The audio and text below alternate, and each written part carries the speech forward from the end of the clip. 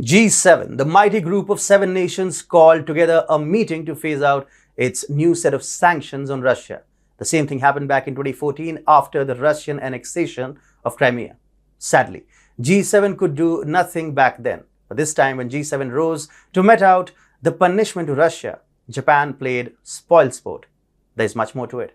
Hi and welcome to TFI Global, the foreign affairs and geopolitical analysis arm of the TFI Media Group.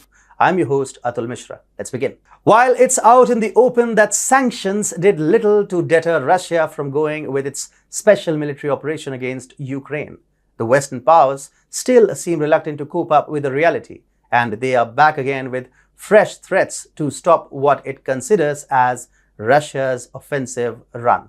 With the US president basking in negative ratings ahead of the crucial midterm polls, it is pertinent for Biden to go with sanctions on Russia that may help him stay afloat politically. This paved the way for the US stratagem of dragging in its allies in 7 countries to exert further pressure on Russia.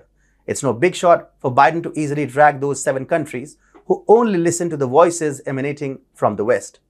But one country among the big 7 took a different path. The split is sure to give headaches in the coming days for the power circles in the West.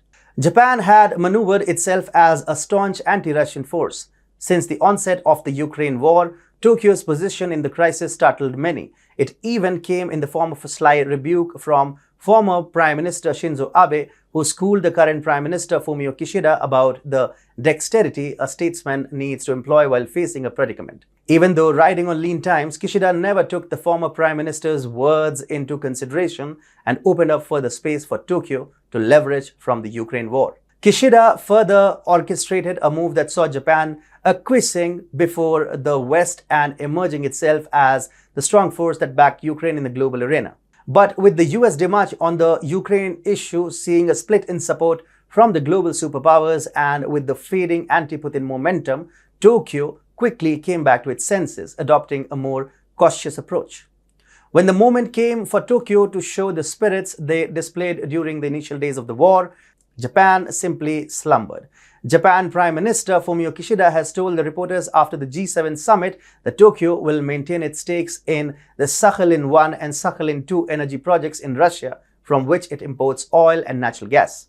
So far, the US actions in Ukraine have been a recipe for disaster. Nevertheless, it never anticipated a Japanese stance that could give succor to Russia by this level. Japan imports around 90% of the energy, and Russia remains a vital source when it comes to acquiring liquid natural gas. A heavily funded project from the Japan Ministry of Trade, Economy and Industry, Sakhalin-1, is extremely important concerning Japan's energy security. With China extending its tentacles to acquire stakes in the project, Kishida discerned that it was high time to get off the high horse he has been riding on. As the war grinds on in Eastern Europe, the US show of arrogant control is dimming fast as the West looks crumbled, keeping its allies in good humor. The current wedge that Japan offered has opened space for Russian exploits. Taking heed of the present split within the US allies, a simple question arises: who will last longer in the American camp?